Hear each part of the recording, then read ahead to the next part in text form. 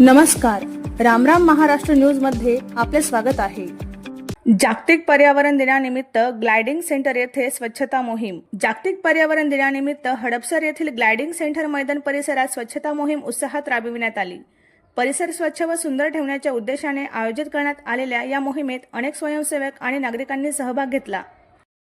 ही स्वच्छता मोहीम यशस्वी करण्यासाठी जनवाणी संस्थाचे श्री सतीश आदमाने, पर्यावरणप्रेमी Sudhakar Janwade, Adar Poonawalla clean city initiative, Pune महानगरपालिका, आरोग्य विभाग, मुकादम साजन अल्हाट आणि कर्मचारी प्रशांत सुरसे मित्र परिवार, स्वाभिमानी महिला संघटना, शिव चैतन्य अकादमी तसेच सामाजिक कार्यकर्ते श्री महेश ससाणे, श्री विवेक खंडाळे, श्री गणेश जगताप, श्री राजू विरगड, श्री प्रशांत न्हावले, अजय मचाले, श्री विजय काळे, अनिकेत जगताप आणि श्री नायर यांचे मोलाचे सहकार्य लाभले।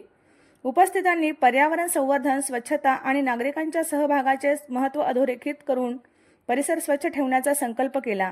या उपक्रमामुळे परिसरातील नागरिकांमध्ये स्वच्छता व पर्यावरण संरक्षणाबाबत जनजागृती निर्माण झाली।